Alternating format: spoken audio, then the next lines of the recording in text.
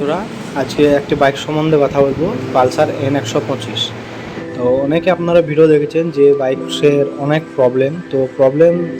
আমিও কিনেছি বাইকটা 20 দিন হলো, দেখতে পাচ্ছেন অনলি 3000 কিলোমিটার চলা। তো এর মধ্যেই আমার 2-3 বার সার্ভিসিং সেন্টারে যাওয়া হয়েছে। ইঞ্জিন দিয়ে একদম বাজে একটা সাউন্ড আমাকে ফেস করতে হয়েছিল, যেটা 3 দিনের মাথায় হয়েছিল।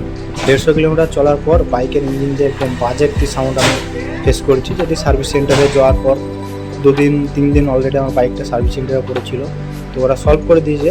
আরেকটি সাউন্ড হচ্ছে কিটকিট কিটকিট সাউন্ড, যে সাউন্ডটা অনেকে বলবে যে ইঞ্জিনের সাউন্ড, বা ওটা ইঞ্জিনের সাউন্ড না, ওটা হচ্ছে প্রেসার ভালভের সাউন্ড ওটা। তো ওটা আপনারা কীভাবে সলভ করতে পারবেন, আমি ওটা নিজেই সলভ করেছি।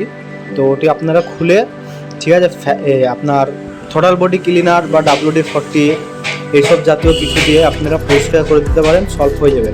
কিংবা ওটি আপনারা ডাইরেক্ট করে দিতে পারেন। তো ডাইরেক্ট করে দেওয়ার ক্ষেত্রে একটা প্রবলেম আপনাদেরকে ফেস করতে হবে, সেটি হচ্ছে ম্যানুফ্যাকচারিং লাইট যেটি হয় বা ইঞ্জিন চেক লাইট যেটি হয়, ওটা জ্বলে থাকবে। তো আর যদি বাইকের কোনো সমস্যা হয়, সেক্ষেত্রে আপনার ওয়ারেন্টিটা আপনারা হয়তো না পেতে পারেন। সেই জন্য সার্ভিসিং সেন্টারে আপনাদের করাটা বেস্ট হবে। সার্ভিসিং সেন্টারে করলে আপনারা প্রেসার ভালভ যেটা আছে সেটা চেঞ্জ করে দেবে, ওরা সম্পূর্ণ হবে, ওদের দায়িত্ব। কিন্তু আমি নিজে এটি ডাইরেক্ট করে দিচ্ছি, আমার কোনো সমস্যা হয়নি।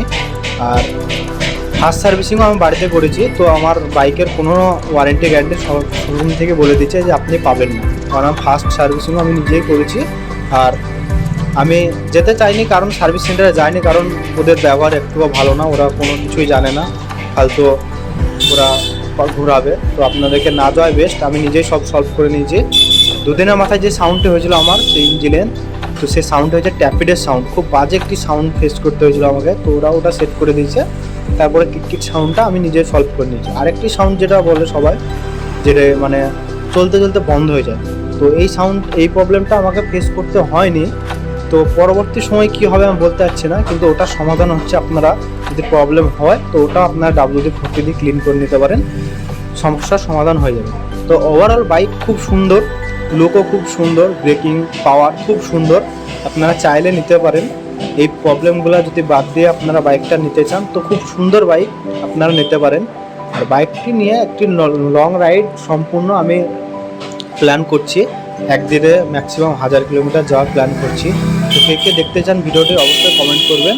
যদি দেখতে চান তো আমি একদিনে বাইকটি 1000 কিলোমিটার রাইড করব, তো সেই রিভিউটা আপনাদের সঙ্গে শেয়ার করব।